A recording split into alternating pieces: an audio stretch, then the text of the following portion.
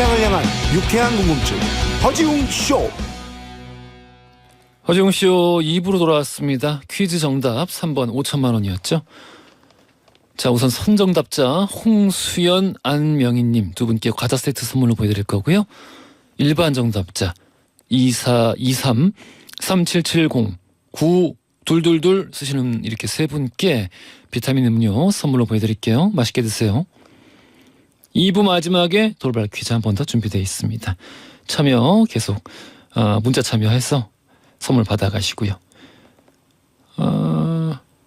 4부에서 아마 더 좋은 선물 그때 드릴 것 같아요. 자, 우리 잠시 후 히스토리 월드를 함께 하겠습니다. 역사 속 임시정부 관련된 이야기 살펴볼 건데요. 광고 듣고 썬킴 교수, 박광일 작가 바로 만나볼게요.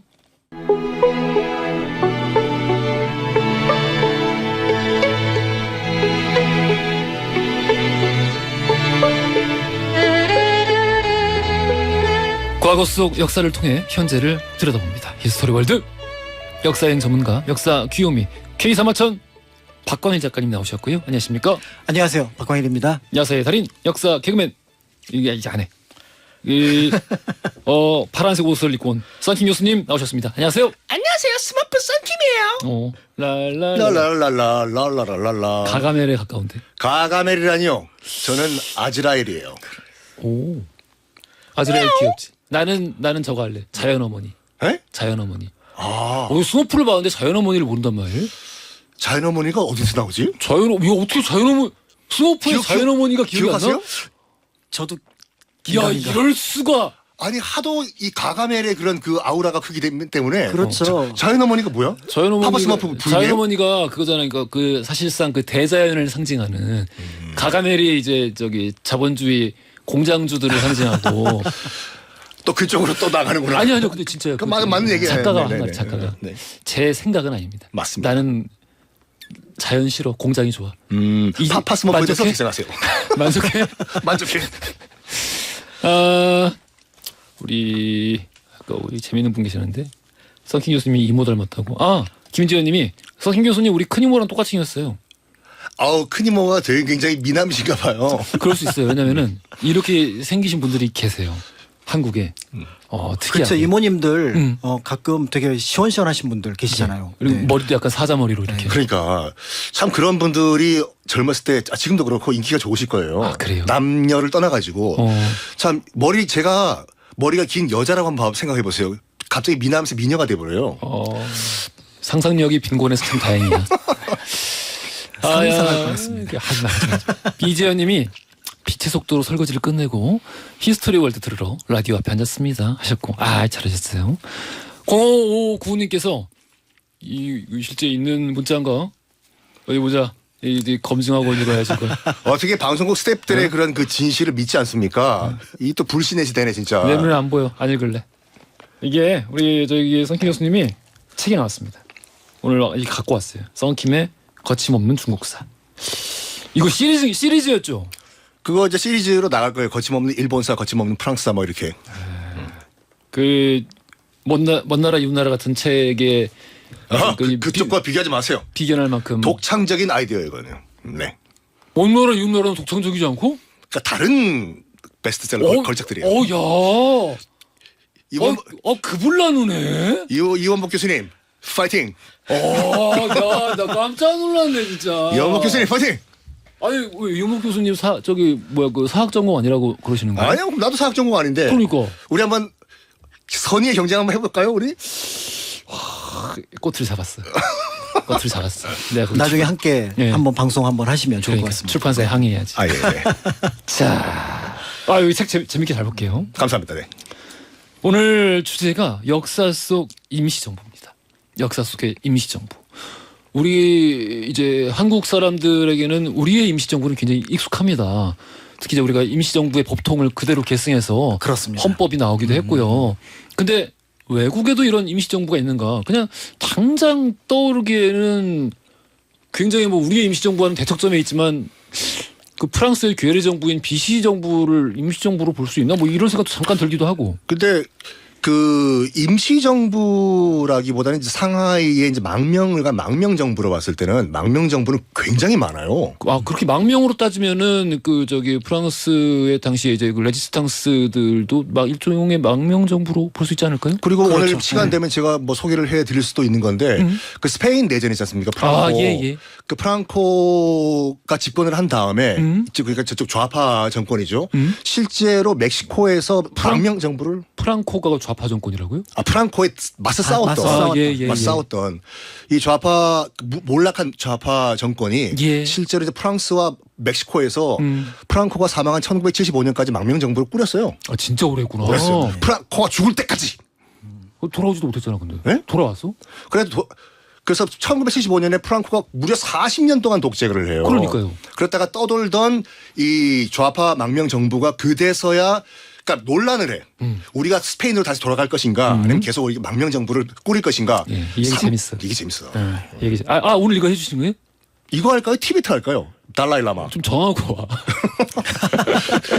그럼 스페인 갑시다. 네, 스페인 내전이 재밌을 것 같아요. 오케이. 네, 워낙에 이제 이야기글도 풍부하고 이제 우리 청취자분들 좋아하는 익숙한 이름들도 나오고 그러니까 맞아요.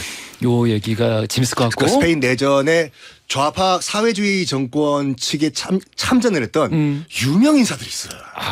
그거 있다. 그렇죠. 그렇죠. 재밌지. 재밌어. 재밌어. 욕할 부분도 있지만 좀 뿌듯한 부분도 있고. 그러니까요. 자, 우리 박광일 작가님. 네, 저는 뭐 앞에서 말씀드렸던 대한민국 임시정부 4월 11일 날 1919년 수립됐던 그 임시정부가 갖고 있는 의미를 한 번쯤은 다 들어보셔서 익숙하지만 그렇지만 그 안으로 진짜로 조금 더 들어가 봤을 때는 몰랐던 내용들 그리고 당대에 역사적으로 뭔가 특별했던 어떤 사건들을 만들어내거든요. 이제 이런 부분들에 관련돼서 좀 준비를 했습니다. 우리가 자칫 모르고 지나갔던. 그렇습니다. 오, 알겠습니다. 네. 자, 그러면 오늘 이렇게 역사 속 임시정부 이야기. 오늘은 좀 궁금한 얘기도 많을 것 같아서 좀 본격적으로 빨리 돌아가 볼 텐데. 먼저 하시죠. 자, 다음 주 화요일이 104주년 대한민국 임시정부 수립 기념일이기도 하고 여러 가지 뜻에서 오늘 이 시간 마련을 해봤습니다. 제가 먼저 할까요?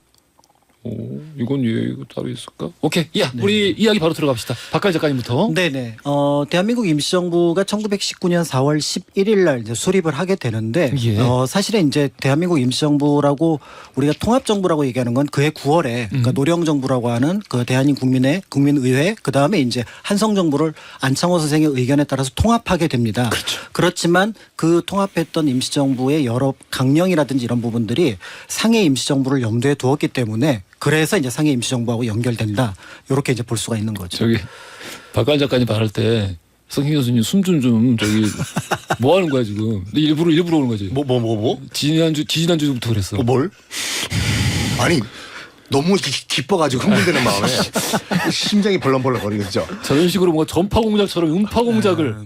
아니 임시정부 얘기만 들으면 가슴이 떨리죠. 그래서 네, 이렇게 해서 이제 상해 임시정부를 중심으로 그래서 이제 말씀을 드리는데요.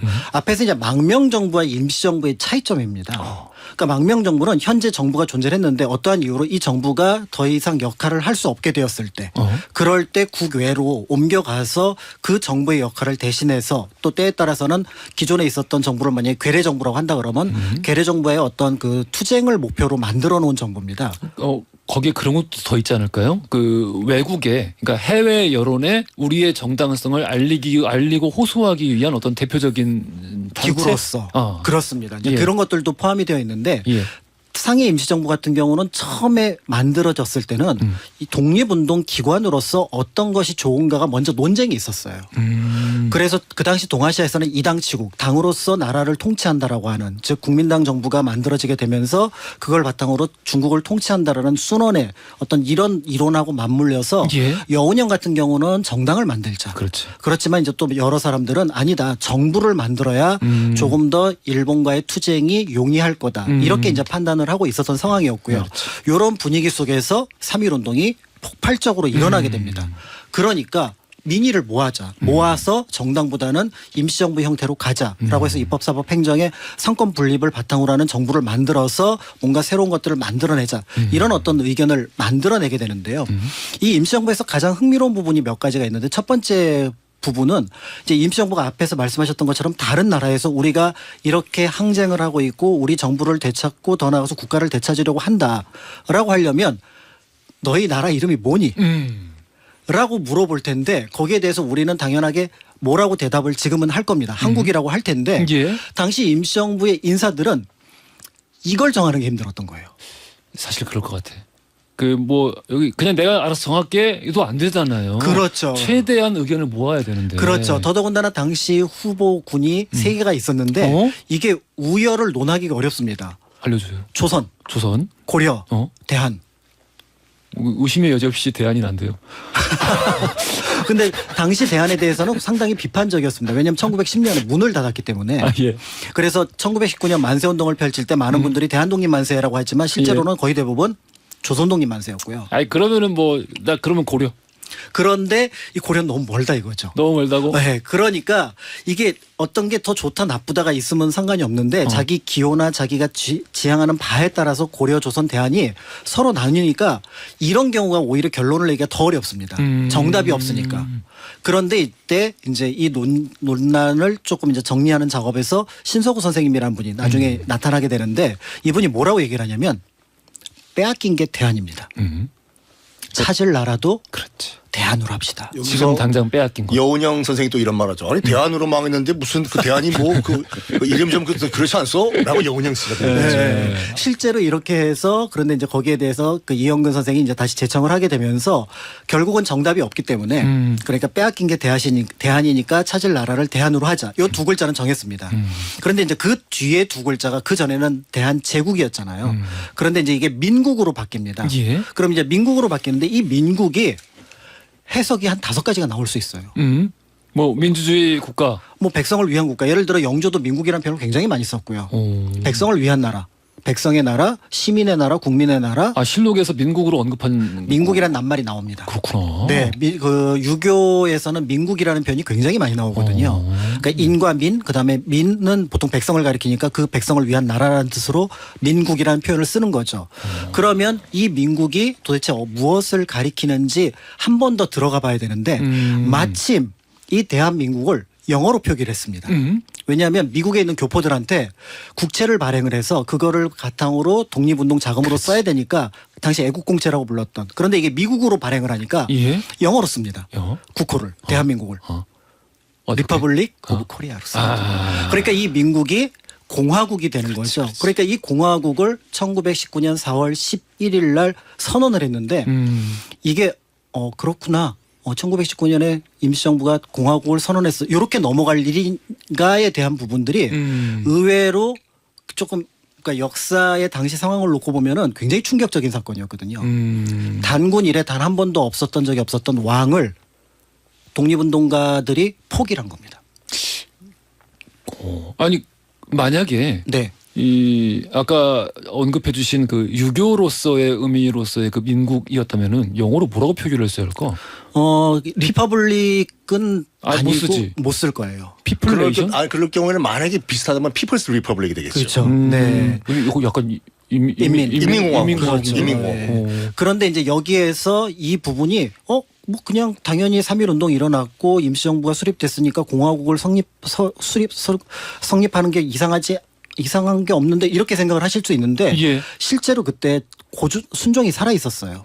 1926년까지 마지막 황제가 살아 있는 상황에서 독립운동의 주류가 공화정을 선포했다라고 하는 것들은 이제부터는 이 나라는 이제 우리가 찾으면 우리가 통치한다라는 거죠. 그러니까 그 전에는 의병의 개념이었어요. 우리가 일본군을 몰아내면은 다시 정권을 황제에게 돌린다 이 개념이었는데 발단은 그렇죠. 그런데 이 개념이 이제 다르게 바뀌어 나가니까 자연스럽게 이제 이 의식이 한 27년 동안 퍼져 나가면서 1945년 광복이 됐을 때 너무나 당연하게 아무런 저항 없이 이 나라는 우리가 뽑은 대표가 우리나라를 통치할 거야. 당연한 거죠. 여기에 이제 의미가 부여가 되면서 어떤 의미에서 보면은 그 옆에 있었던 중국이나 그 옆에 있었던 일본보다 조금 더 선진적인 정치 의식을 갖게 되었는데요. 예. 여기에 이제 쐐기를 박았던 게 1919년 4월 11일 관보를 이제 발행을 합니다. 거기에 앞으로 헌법을 만들 건데 이 헌법은 이런 10개를 기반으로 해서 헌법이 만들어진다라고 하는 임시헌장을 발표하는데 여기에 또 하나의 놀라운 문장이 하나 더 들어갑니다. 대한민국은 민주 공화제로 함. 이상한 게 하나도 없는데 이렇게 생각을 하실 거예요. 아, 이 시대에 리퍼블릭은 공화제예요. 그러니까 데모크라시는 없었습니다. 그러니까 이 민주와 공화라는 말을 연결한 한자 조어법은 아시아에서 이때 처음 나온 거구나. 처음 나옵니다. 그러니까 우리가 공화정이라고 얘기를 하면 이걸 민주주의랑 연결을 하지만 민주주의를 운영하기에 가장 적합한 제도 가운데 하나가 공화정일 뿐이고요. 왜냐하면 이제 우리가 보통 로마 공화정을 먼저 떠올리니까 그렇죠. 그게 이제 민주주의로 운영이 됐으니까. 그렇습니다. 그리고 공화정은 기본적으로 귀족정을 그렇죠. 기반으로 합니다. 그러니까 동아시아에서 공화라는 말이 나왔던 게 폭군을 몰아내고 제후들이 해야 되는데 연호를 뭘로 하지? 보통 왕의 연호를 써야 되는데 우리 공동으로 통치하니까 공화로 합시다. 라는 개념이 그 서양의 공화라는 개념을 번역하는 과정에서 채용이 되거든요. 근데 의미가 좋다. 그렇죠. 그러니까 여기서 제가 한 가지 그 자유민주주의라는 표현 있잖아요. 이게 굉장히 모순된 얘기예요. 그러니까 자유라는 것은 리버럴이잖아요. 그래서 이걸 영미권 그 사람들에게 리버럴 데모크라시라고 얘기를 하면은 그 데모크라시와 리버럴이 함께 붙으면 굉장히 어색한데 그걸 왜 함께 붙이냐라고 지적을 해요, 솔직히. 그렇죠. 리버럴 데모크라시라고 언급하는 사람 있으면 보통 약간 그 예전 그 이제 남북 전쟁 때 남북은 길을 이렇게 들고 있을 것 같은. 그렇죠, 그렇죠. 남부 연합 길을 들고 있을 것 같은 그런 느낌 아닙니까? 그렇죠. 용어를 약간 다른 의미로 쓰고 있어 우리나라. 사실은 엔드의 개념으로 들어가는 게 맞는 맞죠, 거죠. 맞아요. 그리고 사실 자유는 당연히 거기 전제가 되는 거예요. 그렇죠.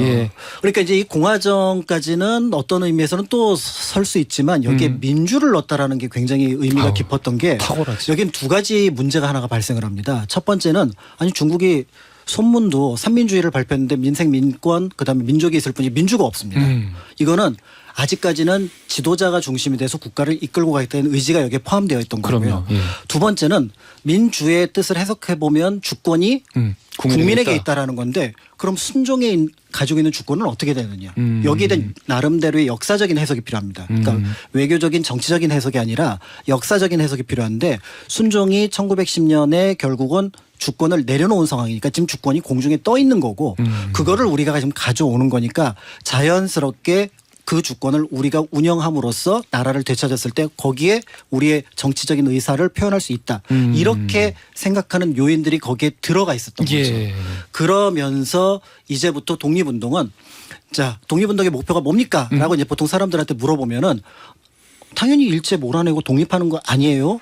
라고 얘기를 하는데 사실은 일제를 몰아내는 거는 1차 목표가 되는 거고요. 독립운동의 2차 목표는 민주주의 국가를 건설하는 것까지가 독립운동가들의 목표였다라는 것. 그래야 그 독립운동가들이 왜 그렇게 목 놓아서 독립을 하려고 했는지. 만약에 나라를 되찾았는데 다시 왕에게 돌려주고 과거로 돌아간다면 내가 여기에 왜 목숨을 바치고 그리고 어떤 의미에서 보면 내 후손들에게 그 나라를 물려주어야 되는가 이런 고민을 했을 겁니다. 그런데 이 나라가 자기가 생각하는 최고의 선진적인 형태였고 그렇기 때문에 그 나라에서는 적어도 이전과는 다른 모습이 될 거라는 희망을 안고 독립운동을 했다라고 보시면 될 것 같습니다. 지금 말씀해주신 이 내용들 이제 관련해서 쭉 이제 문헌들이나 당시 자료들을 이렇게 보고 있으면은 굉장히 자랑스러우면서 이 굉장히 한편으로 뭐 그렇게 말씀해 주셨으면 굉장히 탁월하거든요. 탁월하죠. 그 탁월한 부분들에 감동을 하게 되는데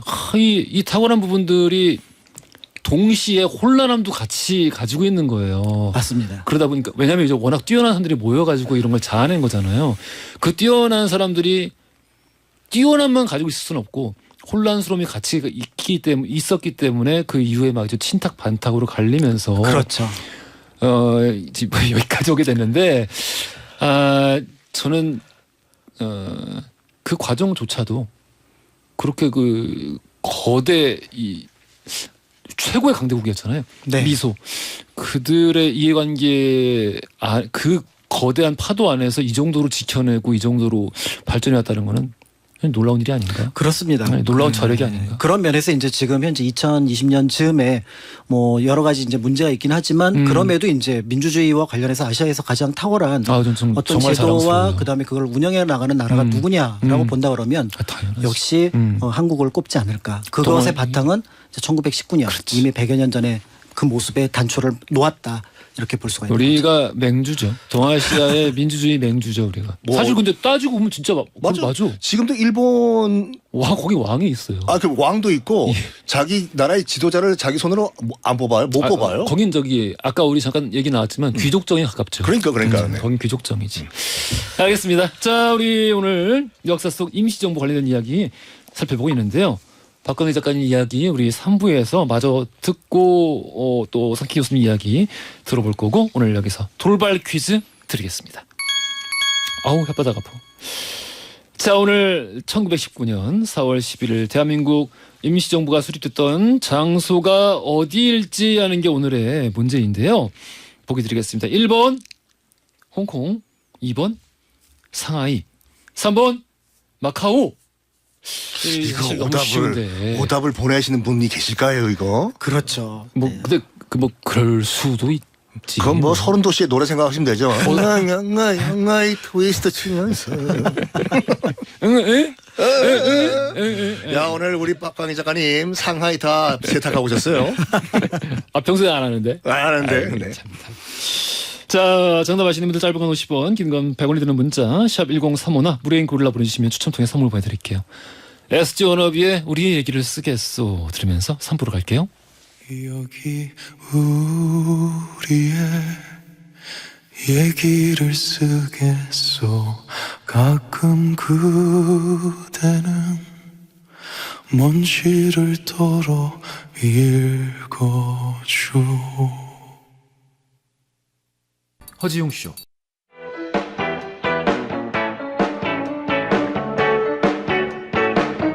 그래 알고 있어 심심한 걸 졸린 점심시간 너무나 싫어서 라디오를 들으면서 혼자서 달리는 12시 5분 그 여름날 밤 라디오의 음악 속에 잊을 수도 없는 춤을 춰 귓가를 울리는 운디 목소리에 믿을 수도 없는 꿈을 꿔 이제는 정오의 바쁜 햇살 아래 헤드폰을 쓰고 춤을 춰 귓가를 울리는 슬픈 음악 속에 나눌 수도 없는 춤을 춰 여러분은 지금 삶이 행복해지는 순간 허지웅 쇼를 듣고 계십니다. SBS Love FM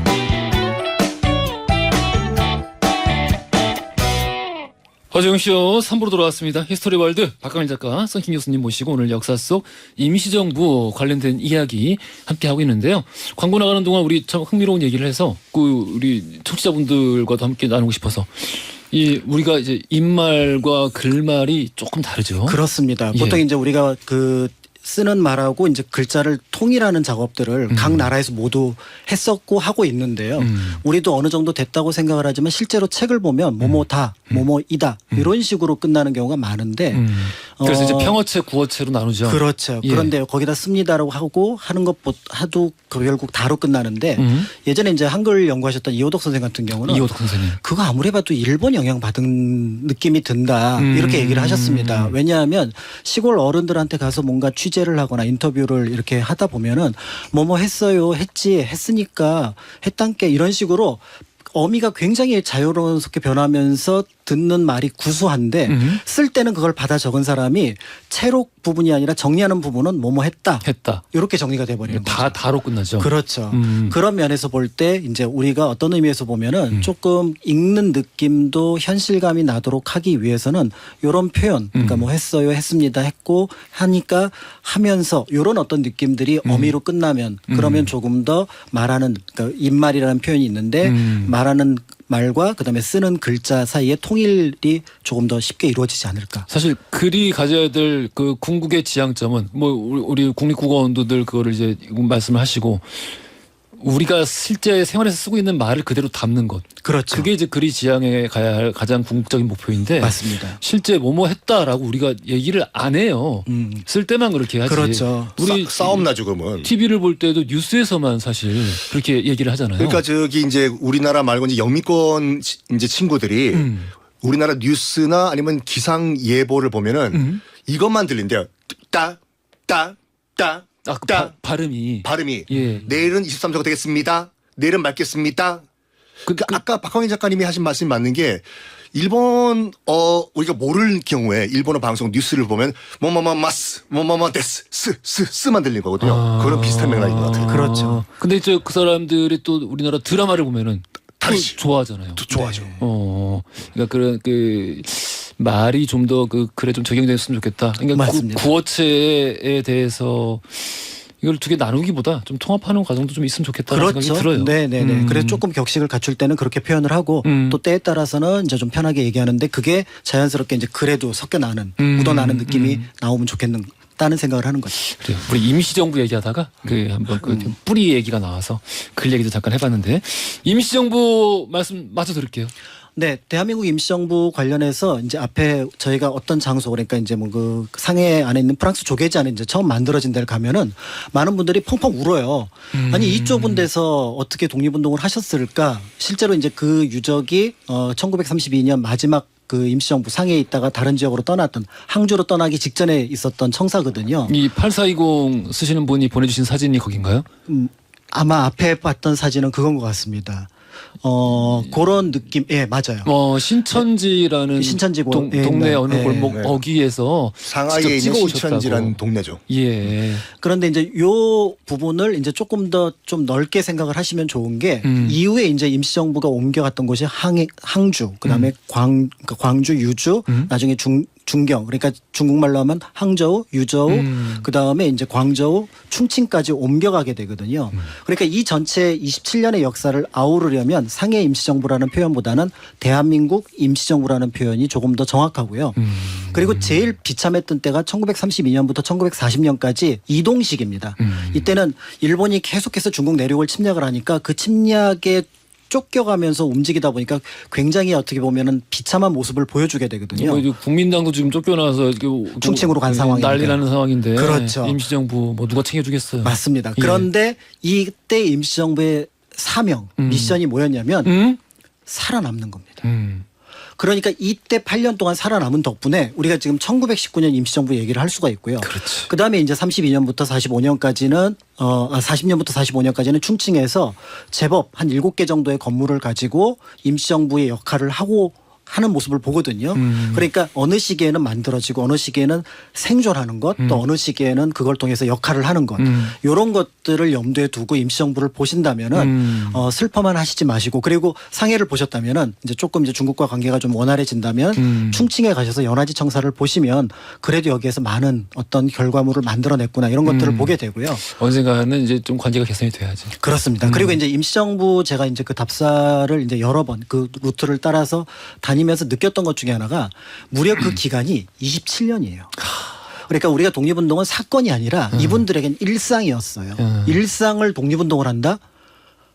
30에 임시정부에 투신했다 그러면 나중에 환국했을 때 거의 60 환갑이 다 돼서 들어오는 거죠. 그리고 언제 죽어도 이상한 게 아니기 때문에 그렇습니다. 사실상 평생을 한 거예요. 그렇죠. 그래서 임시정부의 청사를 쫓아가다 보면 항상 그 근처에 어느 때 누가 돌아가셨다, 어느 때 누가 돌아가셨고 어디에 누구의 무덤이 있다 이런 것들을 보게 되거든요. 그런 면에서 그 일상을 꾸려갔던 독립운동가의 모습을 어떤 사건으로 보기보다는 그런 면에서 살펴보면은 그분들의 어떤 뭔가 조금 더 어려움에 접근하는, 그렇지만 그 속에서도 뜻을 잃지 않고 끝까지 유지함으로써 결국은 이제 1945년 광복이 되고 앞에서 말씀하셨던 것처럼 미국과 소련의 어떤 여러 가지 각축전이 벌어지긴 했지만 1948년에 정부 수립할 때 결국은 재헌 헌법에 복국이라는 말이 들어갑니다. 나라를 다시 되찾았다. 그거는 1919년에 대한민국 임시정부를 가리키는 거고요. 그렇죠. 더불어서 그때 썼던 국호였던 대한민국 그대로 들어옵니다. 3.1절 그다음에 그대로 들어오고요. 개천절 그대로 들어옵니다. 그러니까 태극기도 역시 그대로 들어오고요. 그러니까 우리의 뿌리가 거기 있는 거예요. 그렇죠. 그런 면에서 현재 1948년은 1919년에 기댄 부분이 많고 이 역시 임시정부는 또 3.1운동에 기댄 부분이 많고 이런 것들을 생각해 보면 민주주의 대한민국에서 이것은 그냥 어떤 의미에서 이름만 내걸어서 됐던 것이 아니라 우리 역사에 오랫동안 우리가 쌓아왔던 저력이며 전통이구나 이렇게 생각을 하신다면 4월 11일 충분히 자랑스러워 하셔도 되지 않을까. 그렇습니다. 그 임시정부 생각할 때마다 참 너무나 자랑스럽고 뿌듯해지고 벅차오르는 것이 일단 고마워요. 왜냐면은 무엇보다 우리 헌법 전문이 지금 이제 임시정부의 법통을 계승한다고 되어 있지만 만약에 임시정부가 없었다면은 그분들이 다 돌아가시거나 포기했다라면은 그렇습니다. 그랬다면은 그렇게 써 있겠죠. 저기 애국 소년들의 아니지 소련이 독일을 이기고 미국이 일본을 이긴 바람에 어부지리로 어떻게 만들어졌습니다. 그렇게 써 있겠지. 헌법에 그렇게 쓴다. 그렇게 써 있겠지. 사실이니까 그게. 하지만 우리는 실제로 네. 임시정부를 만들고 그렇게 싸워왔고 법통을 그렇죠. 계승했다. 그러니까 지금 나온 그 얘기를 조금 더 덧붙이자면 이 그 한국의 독립을 그러니까 그러니까 그 연합국 순회가 처음으로 확인한 게 1943년에 있었던 카이로 선언이거든요. 근데 이 카이로 선언에서 연합국이 갑자기 이 왜 갑자기 한국의 독립을 약속했느냐. 이것도 임시정부가 장개석을 움직여서 그렇지. 이 약속을 받아낸 것과 관련해서 물론 절반이었고 우리가 채워야 될 부분이 많았지만 그럼에도 일본의 패망이 한국의 자동적인 독립이라는 등식은 그전까지는 성립하지 않다가 이 43년 카이로 선언 이후로 성립했다는 점. 이것도 임시정부의 역사와 같이 기억을 하시면 좋을 것 같습니다. 국민당의 장개석이 그때 큰 사실 은혜를 베푼 거죠. 맞습니다. 예, 네. 우리 또 이제 의리는 기억을 해야 돼. 예. 물론 100% 아주 넓은 마음에서 온 건 아니었지만 어쨌든 우리가 받은 게 있으니까. 맞습니다. 예, 그 의리는 기억을 해야 합니다. 장개석이 과보단 공이 많다. 임시정부의 그 상황을 생각하면 네. 그 상황을 생각하면 아주 잘 피해 나가는데. 왜 거기 저기로 가고 나서는 왜 이렇게 독재를 했을까 몰라. 전 세계 최장기 계엄령 유지 국가죠. 였죠. 네. 네. 자, 그럼 우리 썬킹 교수님이 들려주시는 임시정부 이야기 속으로 들어가 볼까요? 아까 저기 잠깐 말씀드리면은 아까 상해가 맞냐 상하이가 맞냐. 아까 우리 이상호님이었나? 상해가 맞아요, 상하이가 맞아요 하고 여쭤보셨는데 난 장난인 것 같아서 그냥. 그럼 베이징이 맞냐 북경이 맞냐 이 말인데. 그렇지. 그 이왕 지명 얘기 나온 김에 한 가지 말씀드리면은 그 산동반도에 옌타이라는 도시 있잖아요. 옌타이. 옌타이의 한자를 보면 그걸 연태라고 읽으면 안 돼요. 보통 이제 그 술 이름 얘기할 때 연태고량주라고 하지 않나요? 맞습니다. 잘못된 거예요. 그래서 한자가 이제 연기할 때 연자에 받침 대자예요. 대만할 때. 연대고량주네? 그러니까 원래는 연대라고 읽어야 돼. 그 동네를. 근데 왜?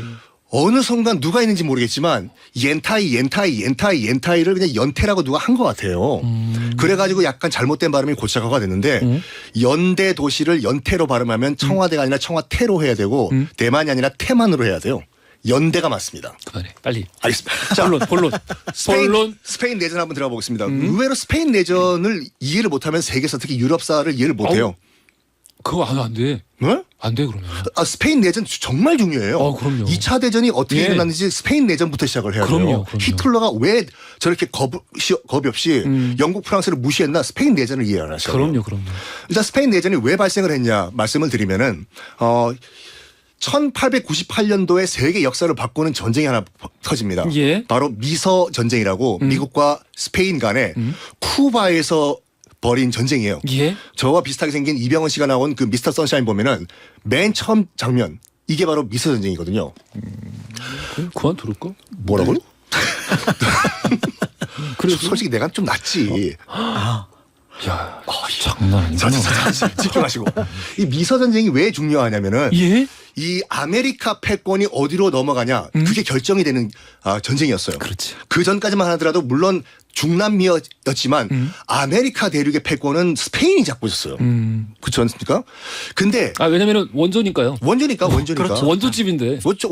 미국은 지금 갓 남북 전쟁 끝난 상태였어요. 예. 이제 한번 슬슬 우리 한번 세계 패권 잡아볼까? 예. 본데 그러니까 서인도제도 중미 남미에는 지금 스페인 올라게 빠소 아미고가 지금 딱 버티고 있네. 우리가 좀 잉카도 깨고 뭐 마야도 깨고 우리가 지금 그러니까. 여기 다 좀 지배하고 있는데 뭘? 그러니까. 우리가 최고? 우리가 최고. 그래 한번 스페인 한번 붙어보자.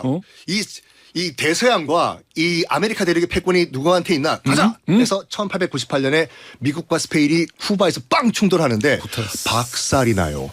오죽했으면 미국에서 뭐라고 불렀냐면은 그 소풍 같은 전쟁이라고 불렀어요. 그러니까 그 상황 판단을 잘 못했던 것 같아요. 스페인이. 예. 그러니까 너무 멀었던 본국에서.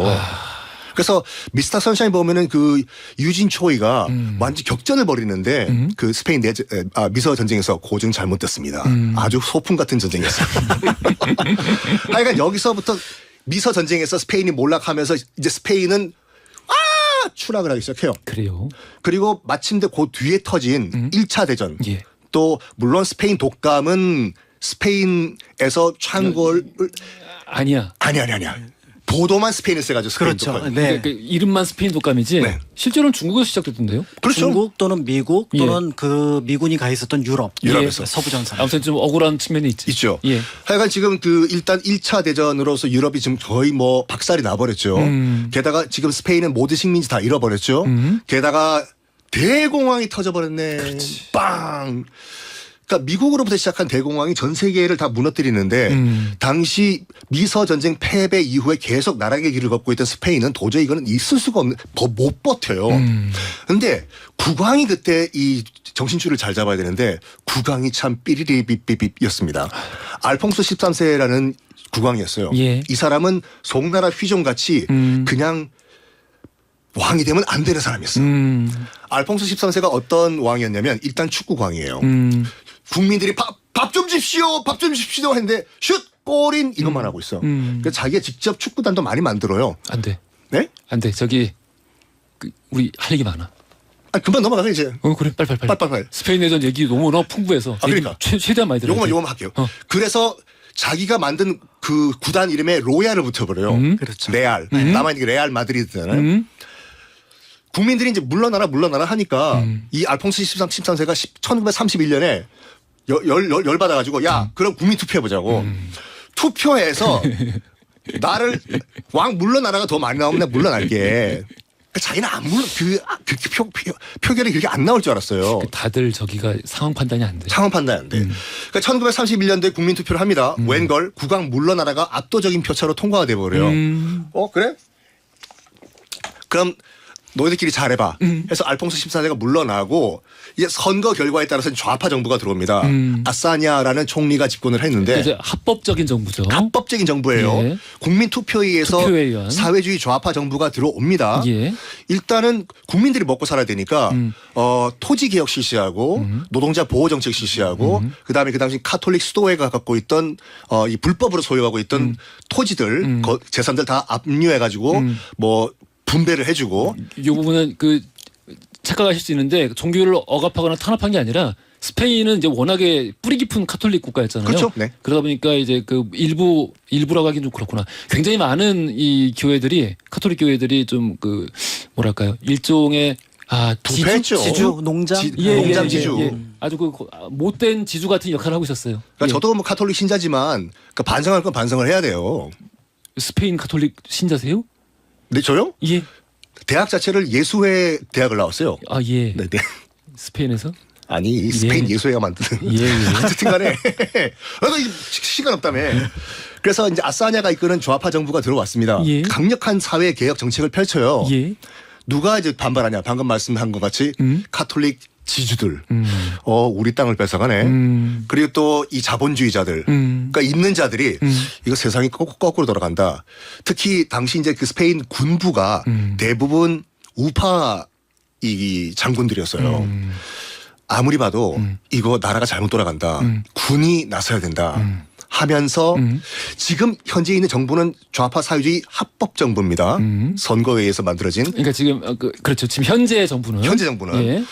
근데 일부 군인들이 행동에 들어가요.